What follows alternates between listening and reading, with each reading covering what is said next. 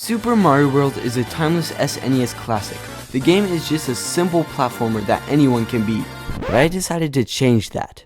I changed Super Mario World from calm and happy to an evil and rageful game. My goal was to make it past Iggy's castle without dying a single time, or else I would have to restart the entire game. So sit back, grab some chips and soda, and let's begin. I do have to admit, starting this challenge started off pretty rocky. First I had to figure out the controls because I was using a sort of different system. I don't know if it was that or just me being stupid. But anyways, once I got the controls down, it was a pretty swift run after that. But they were still kind of confusing to me. My main priorities were to get Yoshi and mushrooms, because those would help me to not get instantly killed, because that already happened a couple of times. Because of those deaths, I had to reset a few times. But this wasn't the last time seeing this level. Finishing it introduced me to the worst level in this entire challenge. This level almost felt impossible, because if you fell even once, you would fall in a pit and die immediately, which meant restarting. But if I died later down the road, I'd have to restart and play this level all over again. And I died multiple times down the road. Most of those deaths was from this stupid moving block. I think I was stuck on this for about 30 minutes. It might not seem long, but that's if you don't play the first and second level of this game over and over again. And then after all the deaths, this happened.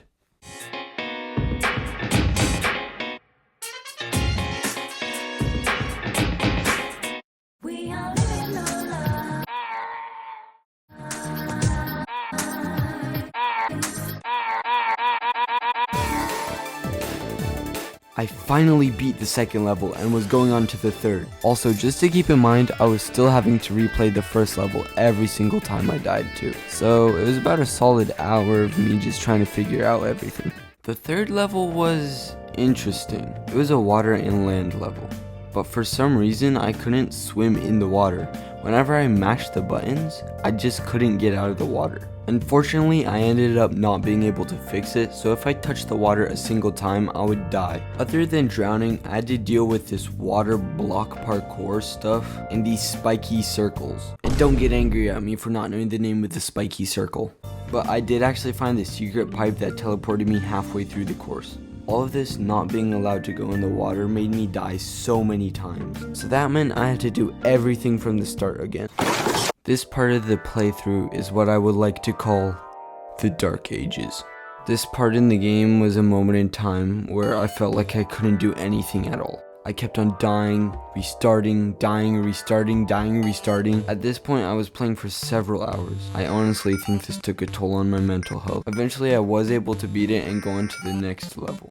It was here I realized that if I died here, I would still have to restart and play the third level all over again. So this decided everything. Yeah, bro, I called it. After I raged right there, I accidentally kind of muted my mic for 30 minutes straight. Was my mic on?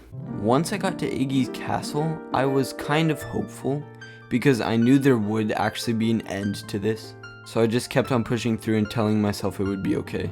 Once I finally got to the castle for the second time, my heart was beating out of my chest because I didn't want to lose to Iggy and have to do everything all over again. And it already had taken me about 40 minutes to get here. If I died here, I don't think I would continue playing.